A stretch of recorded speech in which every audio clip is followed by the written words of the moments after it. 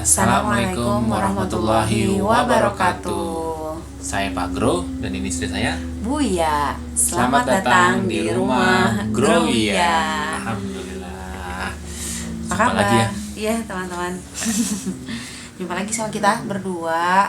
Sudah mampir, terima kasih banyak yang sudah mampir ke rumah kita. Malam ini kita Malam ini kita mau ngebahas sesi kedua ya, terkait terombang-ambing dalam kehidupan. Karena memang ini seperti jadi masalah ya. Makanya kenapa kita ngangkat ini, karena ini jadi seperti masalah halayak umum. Banyak orang-orang yang sepertinya mereka nggak sadar gitu kalau mereka tuh sebenarnya sedang terombang-ambing, karena mereka itu nggak punya tujuan hidup ya. Karena kan jargon work life balance, jargon mindfulness, jargon healing dan sebagainya kan lagi banyak nih ya kan. Mental health lagi sering diindikan, dan entah kenapa memang dari dulu aku tuh suka ngamatin orang ya yang kadang-kadang masalahnya itu ya sebenarnya akarnya ya dari dirinya dia sendiri gitu, yang mereka bingung gitu, bahkan mereka sendiri nggak kenal sama dirinya sendiri. Nah, ada musik. mesin cuci baru selesai. Itu juga jadi inget ya, kapan-kapan kita kayaknya betul review barang, karena banyak banget ditanya tapi sama nanti mesin cuci. sebelum beli barang kan, sekali lagi ketika kita Tujuannya buat apa? Membeli sesuatu, melakukan sesuatu ya, artinya harus tahu dulu tujuannya buat apa. Makanya sebelum masuk ke situ kita pengen ngebahas tentang tujuan dulu nih, karena percuma nanti kita terlalu disibukkan, kita terlalu dihebohkan dengan perintilan-perintilan yang sebenarnya itu nggak penting sebenarnya gitu. bukan tujuan utama atau enggak, itu bukan sesuatu yang bisa bukan sesuatu yang bisa mensupport kita mencapai tujuan. Support ya, kayak gitu. Jadi hari ini kita mau lebih nge-breakdown lagi apa itu tentang tujuan. Kalau kemarin kan masalah yang disebabkan karena tidak punya tujuan. Nah hari ini, terus banyak pertanyaan gitu ya dari postingan kemarin tuh. Terus emang tujuan hidup itu emang apa gitu? Terus gimana caranya menyusun tujuan hidup itu? Kita mulai dari mana enak?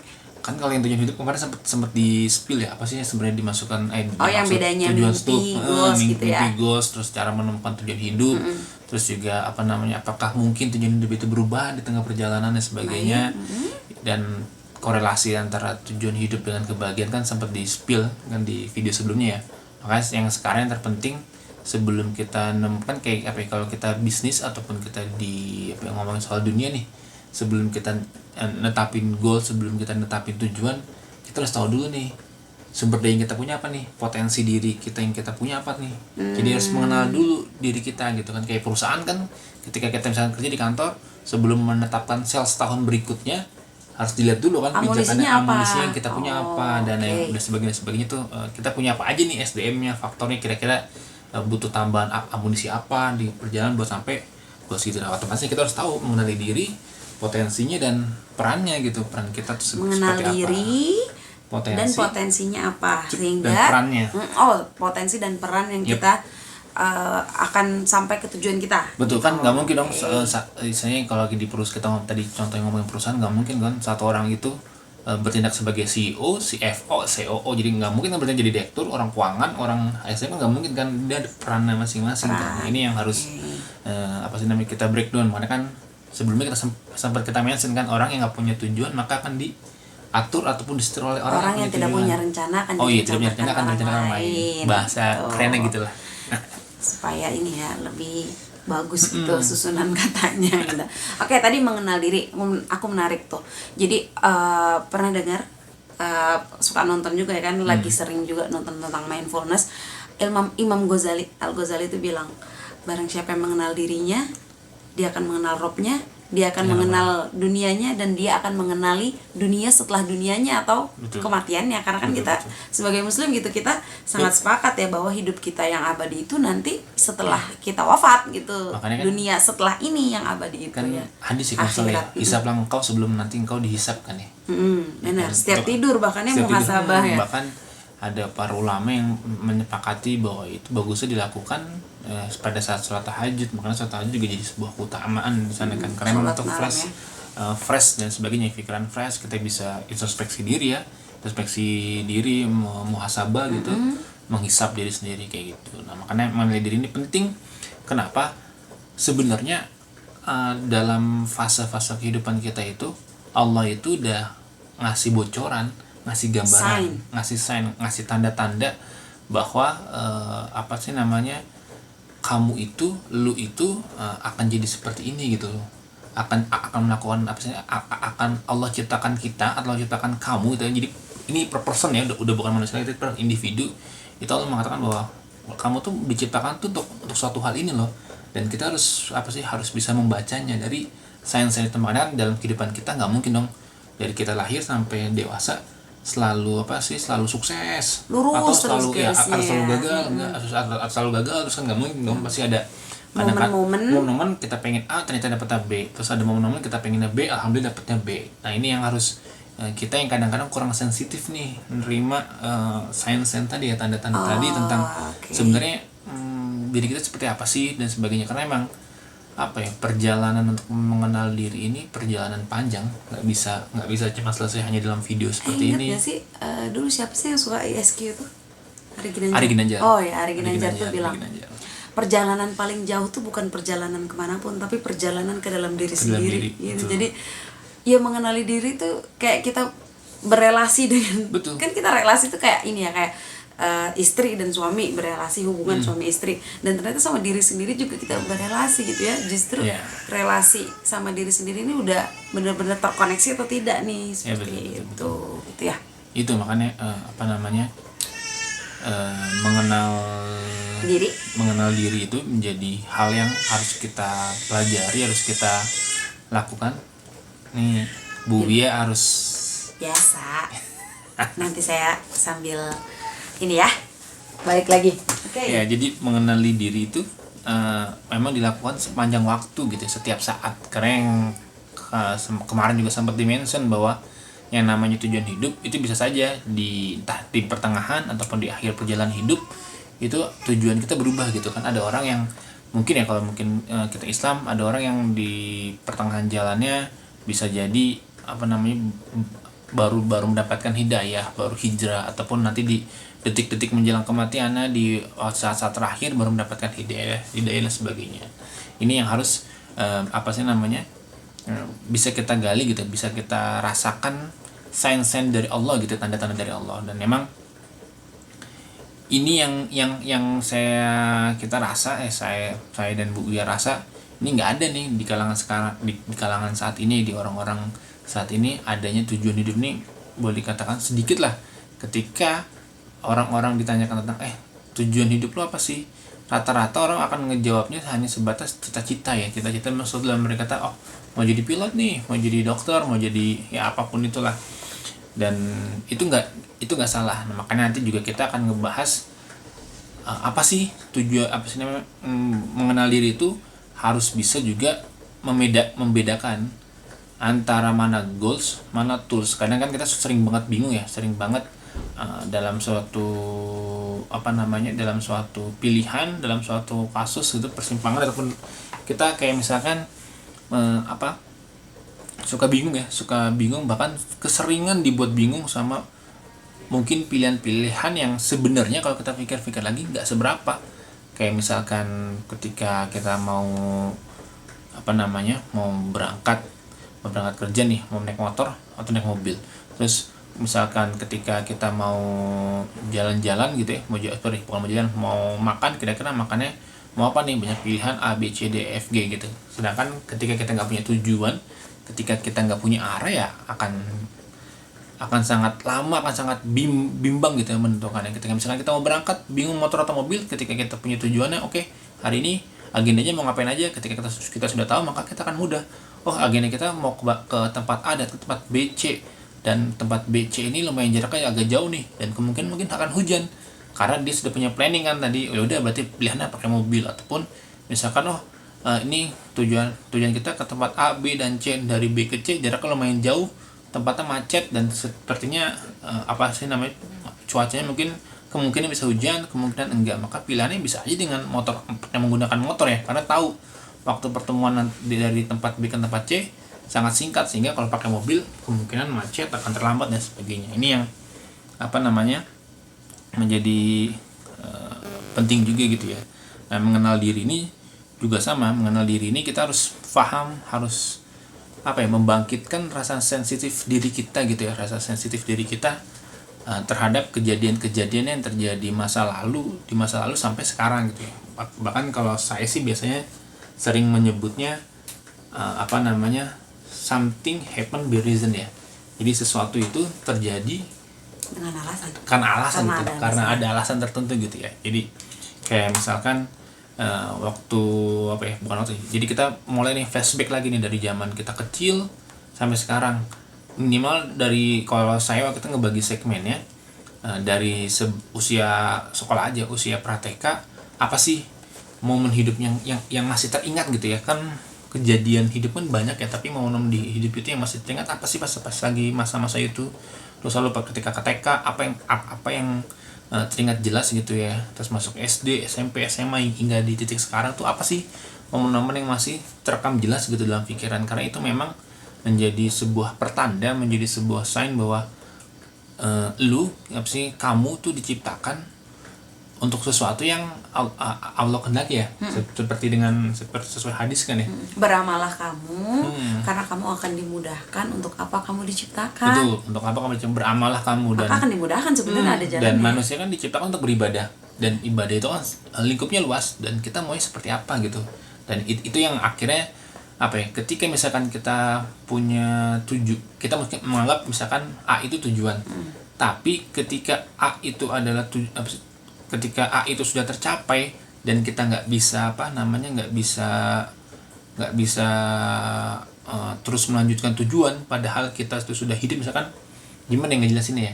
Jadi buat ngebedain tujuan itu kan kadang kita menganggap tools itu sebagai tujuan, padahal kalau tujuan itu mau dimanapun berada, intinya itu bisa harus bisa diartikan. Itu jadi semacam sebuah energi, sebuah semangat, kayak apa ya? Oke, contohnya gini aja kali, kamu kan sering ngingetin aku tuh dulu. Misalnya aku kan status sekarang ibu rumah tangga, memilih untuk di rumah, tapi kadang gatel pengen punya kerjaan tambahan, akhirnya jualan nih. Nah terus Pak Guru pasti tanya, tujuannya buat apa nih jualan? Kalau buat cari uang, enggak. Gitu kan. Nah itu kayaknya deh, antara itu kan uang itu tools nggak sih? Banyak sekarang orang yang apa-apa tuh, kayak ada temen yang curhat tuh bilangnya, ya yang penting kebutuhan gue tercukupi, yang penting gue punya uang gitu. Berarti kan tujuannya itu menjadikan uang sebagai tujuan, padahal uang itu tools. Betul. Jadi tujuan itu ya, cuman lebih yang mau disampaikan adalah bahwa tujuan ini emang kan tadi ya, sesuatu yang sampai sekarang sih saya belum bisa menemukan kata atau kalimat yang tepat ya. Definisi yang paling enak. Definisi yang paling enak ya. Karena kan tujuan ini kalau menurut saya ini given tadi kan, beribadah. Cuman tinggal kita lihat nih turunannya kan, kalau di organisasi atau kata ada visi misi kan. Visi ini kan given kan dari Allah bahwa lu diciptakan buat ibadah. Dan kita diciptakan untuk Allah akan memudahkan kita melakukan sesuatu yang memang ya lu diciptakan untuk itu gitu, sehingga kayak dikasih jalan nggak sih sebenarnya. Cuman kita harus nyari tahu sendiri kan, otomatis kita harus mengeksplorasi diri kan, mengenali diri itu berarti mengeksplorasi diri, dan itu yang nantinya bakal jadi tujuan. Makanya simpelnya kalau kalau misalkan gini, ada orang yang memang tujuannya itu jadi pejabat misalkan, sehingga dia akan melakukan segala cara buat dapat jabatan. Tapi ketika misalkan dia tujuannya adalah untuk mensejahterakan rakyat, posisi apapun, level apapun, dia akan terus melakukan kegiatan-kegiatan yang memang orientasinya pada kesejahteraan rakyat. Kayak kemarin kan kita sempat mention soal Bung Hatta. Ketika Bung Hatta itu dia fokusnya adalah ekonomi kerakyatan, sehingga ketika dia jadi perdana menteri, wakil presiden dan sebagainya, ya dia tetap, ataupun ketika sudah lengser ya dia tetap fokus di sana. Itu maksudnya yang dibedakan tujuan sama goals itu, karena tujuan itu boleh dikatakan tidak usang gitu, tidak usang dimakan zaman gitu. Tapi ketika misalkan sudah tercapai, karena dia kan terus dijaga ya, jadi kayak bahan bakar gitu nggak sih? Iya, karena kan kadang-kadang kita pernah merasakan kayak misalkan kita udah nyetap tujuan A, Tapi ketika itu sudah tujuannya udah capek, yang kita anggap tujuan tadi sudah tercapai, kita langsung what's next, apalagi ya kira-kira. Terus kadang-kadang suka turun. Bisa jadi itu bukan tujuan, itu hanya goals ataupun ataupun step hanya satu step menuju ke tujuan kita sebenarnya. Iya, salah satu step menuju ke tujuan. Atau mungkin bisa jadi itu bukan tujuan kita kan, karena banyak ada orang yang pas sudah sampai praktek kok gue masih ngerasa kosong, yang ngerasa melakukan hal ini hambar dan sebagainya, sehingga ketika dia berputar arah, kan ada kan usia 35, 45 bahkan udah usia pensiun baru ngerasa gue lebih happy di sini nih. Intinya itu tujuan itu adalah sesuatu yang emang akhirnya ngebuat lu happy, ngebuat lu bahagia gitu. Ketika misalkan lu melakukan itu ngerasa lu capek, lu lelah dan sebagainya, ya tapi tetap itu gampang itu bangkitnya ya, walaupun capek tapi bahkan capek manusiawi dong tetap. Bahkan ketika itu udah bener tujuan, nggak ada capeknya sebenarnya itu nggak ada capeknya, bahkan jadi atau nggak ada ngeluhnya. Iya, kalau capek kan badan kan tetap butuh istirahat gitu. Kalau capek kan ngeluh. Contohnya kayak Bu Bia lah dulu ya, pada saat belum kenal dan juga tadi belum punya tujuan, ngerasa kerjaan capek dan sebagainya. Pas gampang banget ngeluh lah. Tapi pas setelah di breakdown, dilihat tujuan macam-macam, pekerjaannya akhirnya diresign, pindah ke kerjaan baru yang justru secara beban itu lebih gede, secara gajinya lebih kecil, tapi secara kebahagiaannya jauh lebih meningkat. Karena bahkan itu sampai jadi kayak sampai sekarang. Iya, maksudnya nggak merasa capek kan, maksudnya ketika dulu tuh kayak bangun jam 5 dan sebagainya tuh ngerasa berat gitu ya. Bahkan ketika pindah ke kerjaan yang baru, sampai suara habis pun banget lu senang-senang aja gitu. Bahkan sampai suara habis masa gimana caranya biar suaranya itu ada lagi nggak habis gitu. Itu yang apa? Ya, itu orang ketika udah dapet tujuannya dia akan enjoy gitu. Makanya apa ya? Kan banyak orang janganlah engkau cintailah apa yang kau kerjakan. Cintailah apa yang engkau kerjakan, jangan mengerjakan apa yang tidak kau cintai, atau misalnya kalian kita lupa tuh. Itu gitu sih. Dan itu kan tadi kalau dari saya sih ngeliatnya ya tadi, ketika kita masih merasa terpana dengan quotes-quotes seperti itu, kita belum membaca sejarah-sejarah para sahabat, nabi, sirah dan sebagainya, kita akan ngerasa wah itu keren ya macam-macam, padahal ada tokoh-tokoh yang jauh lebih keren gitu ya, Umar, Abu Bakar, terus tinggal dipilih ya. Bahkan kalau untuk yang perempuan, kaum ibu-ibu banyak juga istri Rasul itu udah punya karakter masing-masing kan. Kayak Rasulullah tuh ada banyak istrinya, dan setiap istri itu pasti dari Khadijah, Aisyah, Zainab dan yang lainnya radhiyallahu anha itu udah pasti punya karakter beda. Dan itu ya sekarang manusia itu begitu gitu karakternya sebenarnya. Dan Allah tahu ketika manusia dibandingkan dengan seperti itu, pasti mereka akan menjawab, kan gue bukan nabi gitu. Iya, dan suami gue bukan nabi dan sebagainya. Padahal sebelum itu Allah sudah mengeluarkan contoh-contoh yang istrinya luar biasa, suaminya belangsak. Istrinya Firaun, Asia, terus juga ada istrinya Nabi Lut. Istrinya Nabi Lut, terus juga ada keluarga Imron, macam-macam. Dan itu jadi bukan jadi alasan. Makanya kalau Al-Salim Afilah pernah bilang, kesolehanmu itu tidak ditentukan oleh pasanganmu, karena contohnya begitu, ada yang suaminya nggak punya suami. Iya, Maryam suci dan ada yang suaminya soleh, ada juga yang suaminya soleh, istrinya juga nggak soleh juga banyak dan sebagainya. Itu ya, jadi bukan keimanan juga tidak diwariskan gitu ya. Betul. Jadi harus benar-benar bisa memahami mengenai definisi diri, tujuan dan itu. Mengenali diri, terus tadi ya menapaktilasi perjalanan hidup dari kecil sampai sekarang. Jadi kita muhasabah gitu ya. Muhasabah. Iya sih, dulu juga pernah kan memang. Jadi saya itu sampai disuruh ingat-ingat pas TK ngapain gitu yang bikin paling happy. Iya. Apa yang paling diingat gitu ya, karena kan pasti memori kita tuh pasti mengingat yang sangat ini penyentuh hati gitu lah ya. Yang tadi dia kan bahwa something happen by reason gitu. Jadi memori itu sengaja Masya Allah tanamkan di kita supaya kita tuh berpikir gitu. Makanya kan Allah kan bilang bukan matamu yang buta, tapi hatimu yang dalam dada. Itu yang harus dicari, mengenali diri, lihat lagi introspeksi nih, muhasabah dulu waktu dari kecil sampai sekarang ke titik ini, apa aja yang dilalui, kegagalan apa yang pernah dilalui, terus keberhasilan apa yang pernah diambil. Ya contohnya ya, kalau kita sudah melakukan itu, akan lebih banyak bersyukurnya sih daripada kufurnya.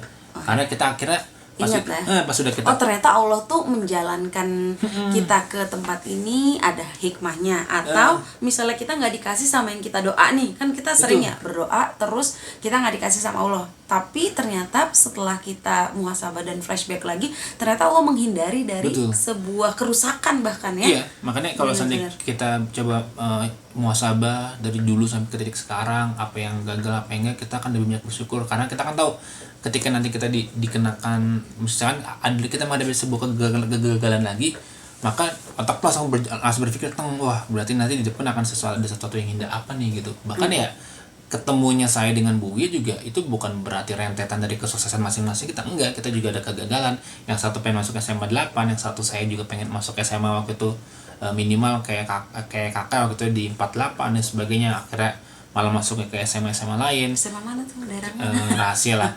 Kalau yang terpilihnya mah jangan, nanti kebongkar kan identitasnya. Pas masuk kuliah pun juga sama, itu harus muhasabah. Lalu setelah muhasabah itu yang berikutnya adalah eksplorasi. Kan kita harus tahu potensinya seperti apa. Kan kita nggak pernah tahu potensi kalau kita nggak mengeksplorasi. Contohnya gini, saya selalu bilang sama Bu Wia, saya itu bukan tipe orang yang suka minum obat. Misalkan karena itu tadi saya mengeksplorasi potensi bahwa saya kalau sakit ya udah 3 hari cukup istirahat, 3 hari. Ya sama saya. Iya maksudnya beda-beda tapi at least kita harus tahu potensi seperti apa. Oh 3 hari kalau sakit istirahat masih belum sehat baru minum obat selama seminggu masih sakit baru ke dokter. Pun juga sama ketika misalkan mau mengerjakan sesuatu, fisik saya kuatnya misalkan 3 hari ini nggak tidur lebih dari 3 hari, saya butuh waktu satu hari full untuk istirahat. Nah inilah eksplorasi ini yang harus kita catat, kita ingat gitu. Jangan sampai bahwa misalkan kayak kita fisik nih mahnya kambuh udah aja jadi malah jadi malah label ya gue mah punya penyakit mah limiting belief jadi ya gue mah emang ya sukanya tidur, sukanya A, sukanya B, sukanya C. Nah ini yang akhirnya kita terjebak gitu kan. Kalau bahasa saya sih manusia itu lebih suka menikmati rasa sakit ya. Karena emang rasa sakit itu emang ada kenikmatan sendiri gitu ketika merasa sakit ya. Kan kalau sekarang ada obat nyeri ya, tadi kalau Pak Guru tuh nggak suka minum obat sampai 3 hari di observasi dulu gitu ya, dieksplor dulu nih kira-kira apa yang dirasain badannya gitu ya. Fisiknya tuh kuatnya sampai sejauh apa sih? Kalau saya langsung minum obat nyeri dulu gitu, jadi itu bedanya ya, karena nggak gampang eksplor, jadi punya limiting belief tuh gitu dulu tuh.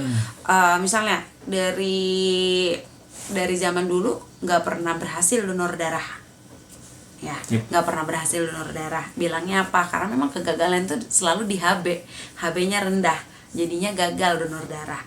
Ya udah terima aja dong, kan donor darahnya rendah, maksudnya HB-nya rendah, jadi nggak bisa donor darah. Padahal setelah ketemu Pak Gro dibilangnya bisa kok, pasti bisa ya, diasup lah, asupan zat besinya tinggi, terus nutrisinya dijaga, akhirnya ya HB-nya normal gitu ya. Karena emang limiting belief itu bahaya. Karena memang Allah itu menciptakan dari zaman Nabi Adam sampai sekarang DNA manusia itu sama, nggak ada perubahan. Makanya kalau teman-teman ilmu eksak belajar kan suka ada pernah dengar soal DNA resesif sama apa sih namanya, dominan dan resesif ya. Dan itu pun dominan resesif itu kan terbentuk dari faktor lingkungan. Makanya kenapa kalau sekarang ada banyak suku, banyak ras, banyak macam-macam, karena memang faktor lingkungan. Dan luar biasanya Allah dari zaman Nabi Adam sampai sekarang DNA-nya sama, otomatis berarti Allah sudah menciptakan set yang sama. Tinggal kita itu mau memilih mana yang mau jadi dominan, sifat baiknya atau sifat buruknya. Dan nggak ada yang nama istilahnya ya soal ya genetik keturunan dan sebagainya, walaupun memang secara ilmiah itu memang ada gitu ya, menurunkan faktor genetik sakit dan sebagainya. Tapi ya Allah juga tadi di diri kita tuh luar biasa gitu ya. Allah ciptakan seperangkat alat perang yang sudah ada di diri kita, yang ya dengan banyak istilah yang sekarang digunakan lah. Entah itu mungkin ada yang bilang kalau yang semangat buat bangkit itu ada yang bilang istilahnya bouncing back dan sebagainya. Intinya tuh diri kita tuh punya potensi yang luar biasa dan kita harus mengeksplor itu ya. Jadi baik itu tadi kan contoh fisik ya, selain fisik pun juga sama. Ini ada yang paling berat skill. Tapi buat menggali skill, menggali kemampuan kita, menggali kita memang diciptakan mana. Ini yang paling sulit. Karena apa? Tadi kan Allah akan memudahkan di mana kita memang untuk apa diciptakan. Untuk apa diciptakan.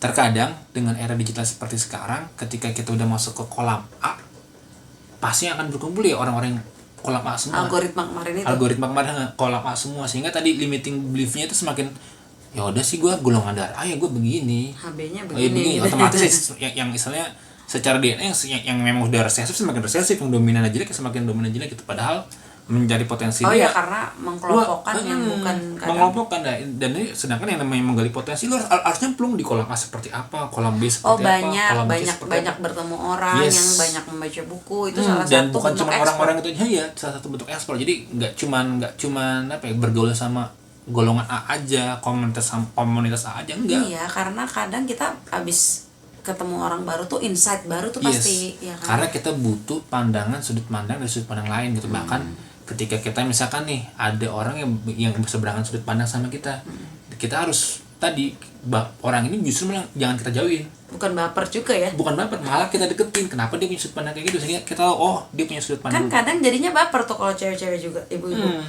Ada tetangga beda dikit nih cara berpikirnya, selek langsung, ya udahlah diem aja, maksudnya dijauhin gitu. Jadi baper, jadi akhirnya bukan justru mencari ya, malah itu ya tadi. Itu jadi menggali potensi Justru itu membatasi itu ya. Karena kita keseringan gitu ya. Jadi apa ya? Padahal kan Rasul kan juga bilang kan bahwa kalau ketika lu nggak suka sama seseorang ya cukup nggak suka sama sifat, jangan sama orangnya. Karena banyak hal di orang itu yang bisa kita gali gitu ya. Hikmahnya banyak yang kita gali. Dan ya apa ya? Yang mungkin yang sekarang usianya sudah kepala 3 akan lebih sangat sulit ya buat mencoba menggali potensi ke apa sih namanya, ke kolam A, B, C akan sangat sulit. Cuman buat yang masih mahasiswa itu akan sangat mudah gitu. Makanya banyak mencoba. Kalau dulu ya bayangin aja dulu waktu zaman kuliah masuk ke kolam sastra, yang tahu sendiri seperti apa orang sastra, orang-orang karya gitu ya. Terus masuk lagi ke orang-orang yang emang apa sih namanya, ekstrim yang orang agamisnya udah mulai dari agamis yang moderat sampai yang liberal. Terus juga ada kolam di mana yang orang itu pengennya mikirnya soal berkarya dan istilahnya peduli amat sama yang terlalu sastra ataupun yang terlalu islamis ya. Itu kan apa ya, pola pikir, cara mereka berpikir, cara mereka berbuat itu beda banget, jauh banget gitu ya. Dan itu yang harus sebenarnya kita gali gitu ya. Potensi kita ada di mana sih? Itulah sebabnya kenapa ulama-ulama, ilmuwan itu ulama-ulama Islam, terus istilahnya ya khalifah dulu ya, zaman dulu cendekiawan muslim, nggak ada yang cuman ahli satu bidang. Justru mereka tuh menguasai banyak bidang ya, karena memang mereka basically kan tadi mereka mengeksplor, mereka mengapa pakai Ibnu Sina ternyata emang bagus basicnya di kesehatan di badan, padahal dia juga tahu astronomi atau macamnya sebagainya. Ini yang kita terkadang-kadang dari kecil mungkin saya mau sukanya pelajarannya ini, nggak suka pelajaran ini, saya sukanya ini, padahal apa sih ya, labeling itu ya emang salah satu kesalahan dalam parenting tuh labeling loh. Nanti dan padahal kita ngobrol itu SD ilmu pengetahuan matematika SD sama SMA itu jauh berbeda, eksplorasinya jauh berbeda, dan ini yang akhirnya membuatnya membatasi sehingga ketika terbatas ya potensinya ya jadi nggak berkembang juga ya, jadi nggak tahu, nggak dikenali. Bayangin aja kayak kita punya mobil Porsche nih, atau punya mobil apa sih namanya, kuda jingkrak, tapi kita nggak tahu kalau itu mobil kuda jingkrak dibawanya ke tempat macetan, handphone aja hancur. Handphone kan banyak nih. Ada saudaraku bilang, mau dong handphonenya iPhone pakainya gitu, pakai juga. Tujuannya emang buat apa beli iPhone? Keren aja gitu pakai Apple katanya gitu. Padahal dipakainya buat apa coba? WA, IG. Itu kan tidak tahu potensi seutuhnya gitu. Di iPhone tuh bisa dieksplor apa, videonya apa gitu ya, aplikasi dan segala macam feature lainnya gitu kan ya. Iya, itu makanya apa yang menggali potensinya yang harus dilakukan gitu. Makanya jangan pernah takut juga nggak sih? Jangan pernah takut, karena apa ya, gagal di dunia itu lebih mending gagal di akhirat udah nggak bisa diperbaikin. Oh iya benar ya, jadi kayak kan jatuhnya gitu kayak ini kan ada sama ini quotesnya si Pak Yusuf Kala gitu pas lagi dia gimana? Dengan beliau lebih baik apa sih namanya, lebih baik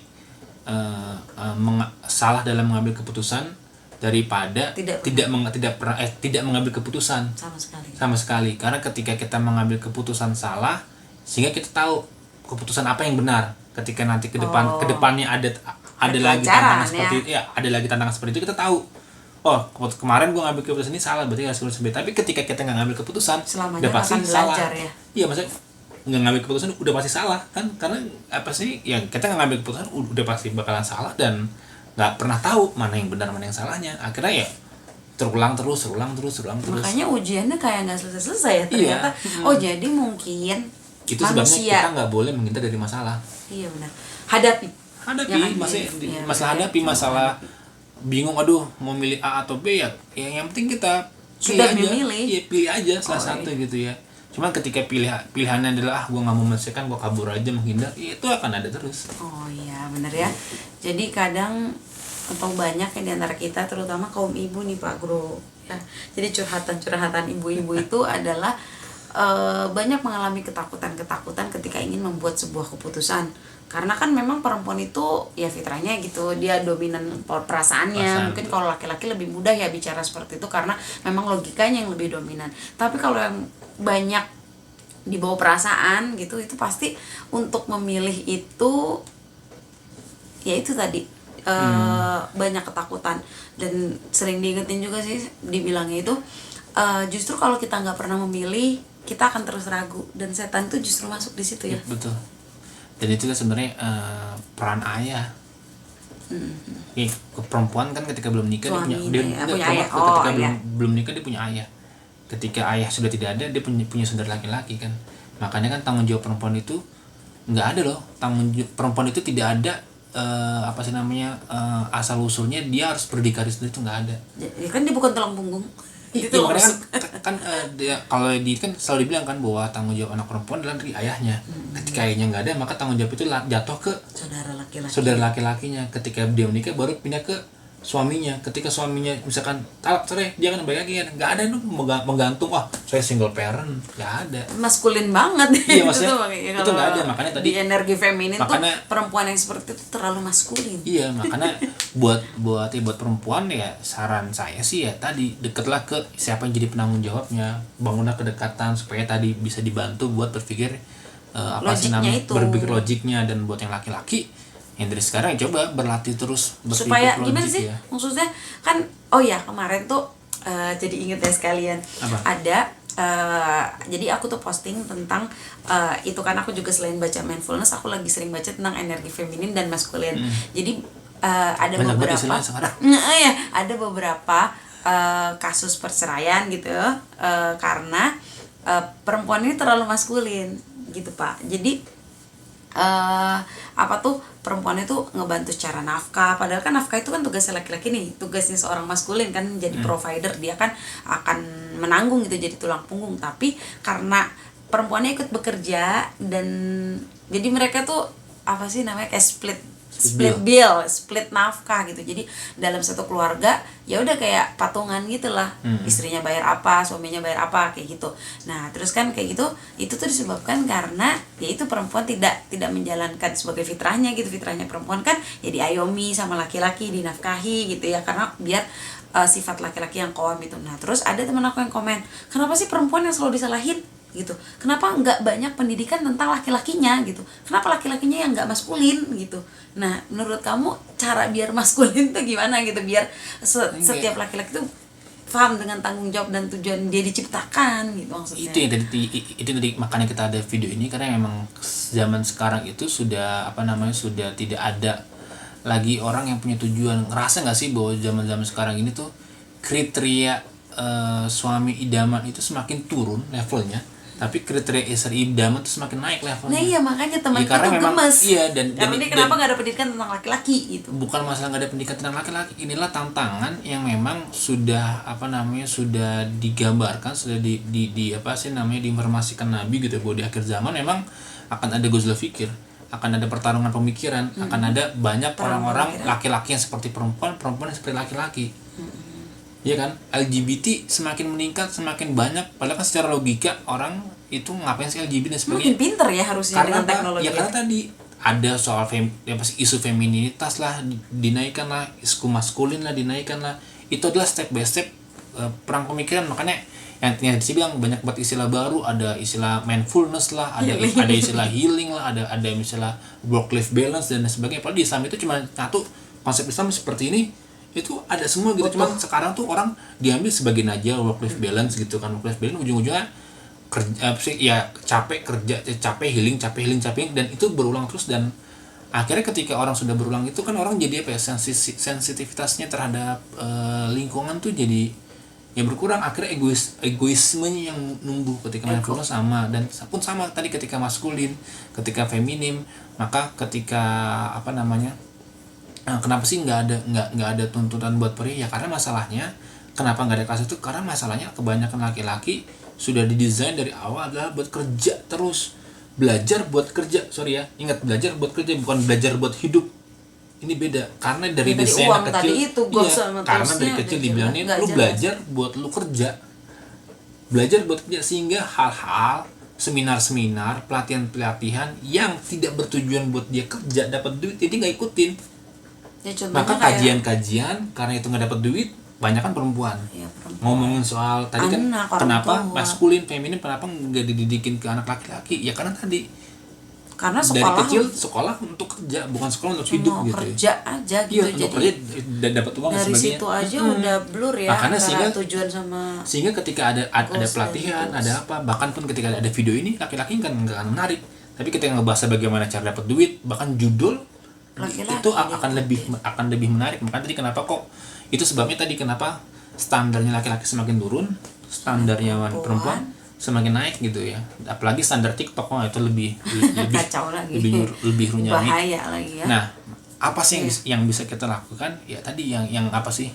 Kita nggak pernah bisa ngubah orang. Yang bisa kita rubah cuma diri kita sendiri. Kita nggak punya kita nggak punya kuasa. Makanya ini pas awal nikah Bu Wia suka gemes nih, karena saya kesannya saya selalu ngebelain orang yang yang nggak pernah ngebelain dia. Ya kesannya ketika dia ngomong, dia ngeluh kesah apa, kesana tuh kayak saya tuh membelain orang yang sedang dia keluhkan gitu ya. Bahkan saya nggak pernah support dia, saya merasa nggak pernah mensupport dia, padahal ya tadi biar dibangun sisi kritisnya. Iya, karena apa ya, kalau kita sering ngeluh, sering ngedumel dan berharap orang lain yang mengerti kita, itu jadi capek. Ini loh maksudnya, jadi kalau gampang ngeluh, gampang ngedumel tuh jadi kayak habits makanya udah tahun jadi. Pertama ngerasa dongkol kan, cuma setelah berikutnya oh iya ya begini bahkan ketika ada orang yang ngeselin ke kita cuma ngomongin sebentar, setelah itu oh iya mungkin dia di rumahnya lagi begini malah kita ketawa-tawa dan sebagainya. Itu yang istilahnya ketika kita bisa yang kita cuma bisa merubah diri kita sendiri lah dengan kita mengeksplorasi tadi, sehingga kita tahu sudut pandangnya orang lain yang berhadapan dengan kita, sehingga kita bisa memaklumi dibandingkan kita ngerasa kenapa nggak dia aja sih memaklumi gue. Itu kan lebih sulit. Iya, sulit dan capek. Dan kita nggak punya otoritas. Jangankan orang lain, anak kita, ibu kita, kakak kita nggak punya otoritas buat ngubah dia. Oke, lanjut. Itu ngomongin potensi. Nanti ketika sudah punya, kita udah tahu potensi kita. Pada saat kayaknya udah ini nih, kayak dikit-dikit tuh kayak udah kegambar gitu nggak sih? Jadi kayaknya ini ya kok. Kayaknya lebih nyaman di sini ya.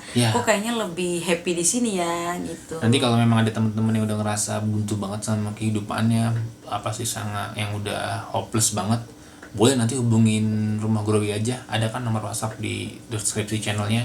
Nanti bisa konsultasi langsung. Insya Allah gitu. Jadi nanti lebih detail. Kalau ini kan waktunya terbatas. Nanti kalau misalnya langsung hubungi langsung, maksudnya nanti konsultasi langsung nanti insya Allah kita coba tekan. Kayak nge-breakdownnya. Jadi benar-benar yang dilakuin Pak Guru ke saya gitu, nanti tuh sampai analisis SWOT kan teman-teman, inget ya kalau kita tuh kalau lagi bikin bikin SWOT kan itu. Nah ternyata dalam diri kita juga kita perlu loh bikin SWOT itu betul. Kan salah satu bentuk pengenalan diri kita ya, kita bikin kekuatannya di mana, kelemahannya di mana, terus kesempatannya apa gitu kan. Itu jadi tadi setelah mengeksplorasi potensi dan sebagainya, kita juga harus ingat untuk membaca peran kita. Kan namanya kita lagi menggali potensi, kita lagi pastikan mengenal diri, menggali potensi pasti bersinggungan sama orang lain. Nggak mungkin Beririsan. kita beririsan ataupun istilahnya bersinggungan dengan orang lain lah.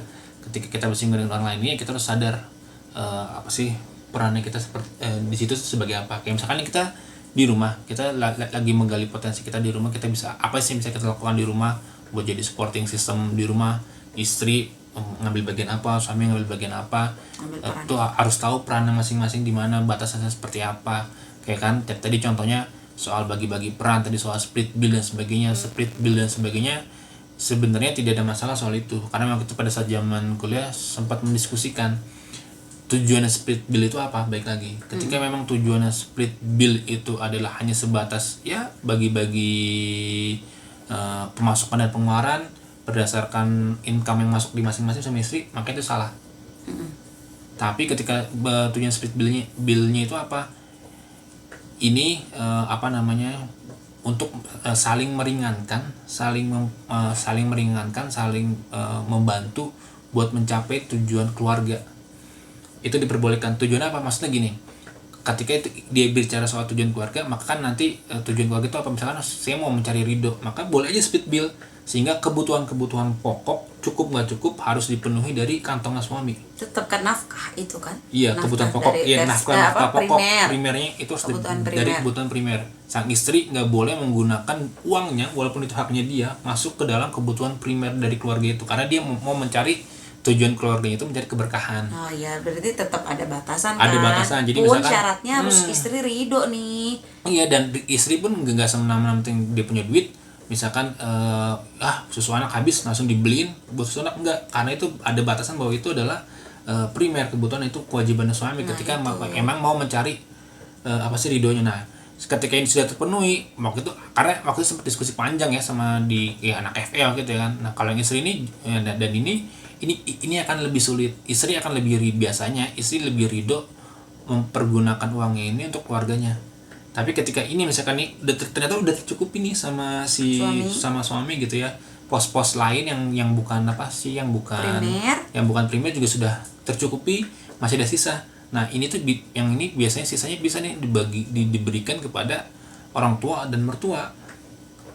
Dan ini biasanya istri beberapa perempuan akan lebih berat, entah itu mungkin dari sisi mertuanya ataupun dari segi orang tuanya. Kadang ngerasa apalagi momen ketika anak minta A gitu kan, dan itu ternyata masuknya ke bagian suami, itu yang agak sulit gitu ya. Ini yang tadi dibilang harus jelas batasannya. Makanya ketika pun nikah dengan Bu ya,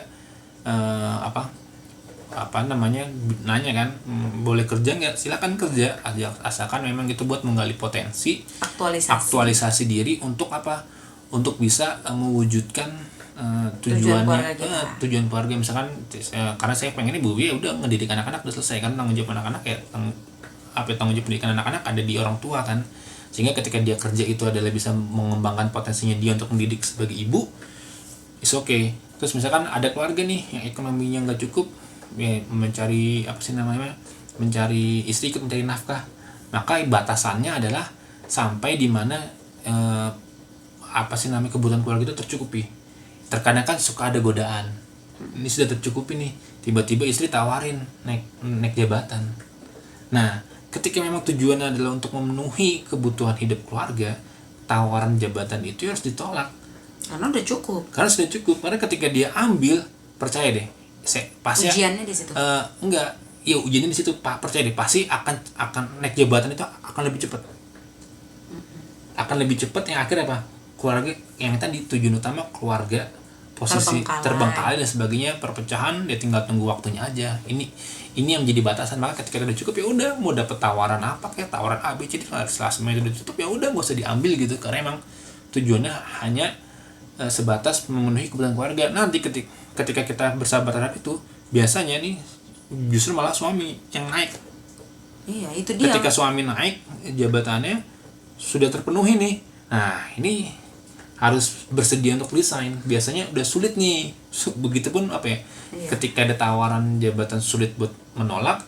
Ketika semua kebutuhan sudah terpenuhi, sulit buat resign karena ngerasa Ya bayangkan, Sayang. sayang kan biasanya ini suami istri kerja 10 juta, istri nggak kerja. Bisa ngambil rumah di kota. Iya, misalnya istri nggak kerja misalkan jadi cuma 7 juta gajinya, padahal ketika istri nggak kerja ya mungkin hanya beberapa bulan cobaannya, setelah itu balik lagi income-nya dengan mungkin suami dapat proyek apa ataupun suami naik jabatan seperti apa. Ini yang kadang-kadang Kurang dipahami, belum banyak tahu. iya kurang difaham, bukan belum banyak lagi karena tadi nggak ada tujuannya gitu. Iya, dia kan belum tahu. Iya, Ya mudah-mudahan betul, nonton betul.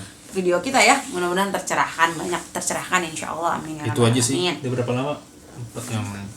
Gitu. Tadi aku mau nambahin sedikit boleh nggak? Boleh. Soal mengenal diri. Tadi jadi sebelum kita masuk ke fase mengenal diri yang tadi ada muhasabah terus eksplorasi diri itu, yang paling penting, lebih penting, maksudnya bukan paling penting, lebih penting, yang lebih dulu juga adalah tentang menerima diri. Nah, Menerima identitas kita dulu nih pertama. Karena kadang yang bikin kita membatasi diri kita atau yang bikin kita itu jadinya mental lagi mau cari tujuan hidup kita apa, itu karena kita tidak menerima diri. Jatuhnya tuh kita tidak menerima identitas yang sudah Allah ciptakan buat kita. Tadi Pak Gro bilangnya Allah kan pasti kasih tanda kan. Nah, menerima diri itu adalah bagian penting di situ. Allah sudah suratin kita, takdirkan kita untuk jadi anaknya ibu dan bapak ini. Di suku ini, suku kan berpengaruh banget ya. Iya. Salah satu faktor yang berpengaruh gitu ya, tentang peran apa, tentang potensi yang kita akan kembangkan itu lumayan berpengaruh gitu ya. Dan itu menerima diri. Banyak jadinya tuh banyak teman-teman yang pada akhirnya tidak mengenali potensi dirinya karena denial gitu. Kayak tadi misalnya nggak mau gitu, ini emang masa sih Allah ciptain ini gitu, ciptain aku dan yang sebagai lebih, ini gitu, yang tidak lebih, menerima diri. Yang lebih menarik itu ini kan, jadi rata-rata nih orang yang cerita ke kita ya, orang yang tidak menerima diri itu karena tadi mereka itu tidak menggali ya, tadi belum menerima, belum kayak belum tidak menerima diri itu karena tadi memang mereka belum mengenali diri dan potensinya. Karena contohnya ada salah satu teman yang ngerasa tidak seperti orang yang tidak diinginkan dalam keluarga, bahkan pernah bilang cerita bahwa dulu ibunya bilang sempat menggugurkan ketika dia dalam kandungan, dan setelah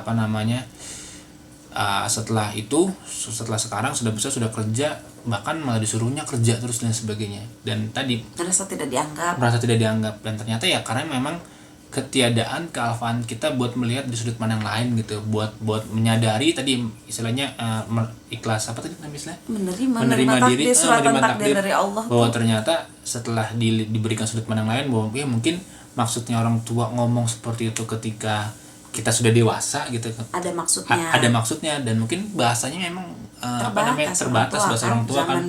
Dilihat dulu pendidikan orang tuanya dulunya seperti apa, masa lalunya orang tua tuh seperti apa. Orang tua kan pasti suka cerita-cerita tentang masa lalunya, dan ternyata ketika sudah digali, disambungkan maksud dan kalimat orang tua itu adalah bahasanya ya, untung waktu dulu nggak jadi digugurin, karena sekarang gue bangga sama lu. Ternyata maksud bahasanya orang tua tuh kayak itu, cuma dia ngomongnya cuma satu kalimat, dulu tuh ibu sempat mau ngugurin kamu.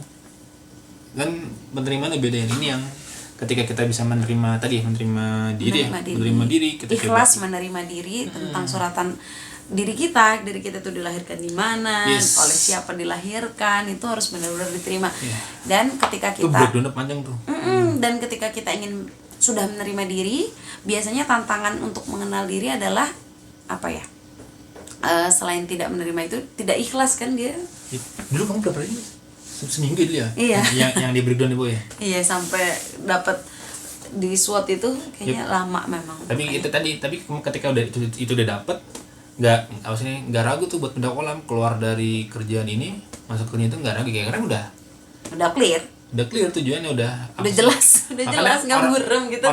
Orang-orang yang bimbang, yang ragu, yang kadang-kadang milih sesuatu tujuan karena mereka nggak punya tujuan.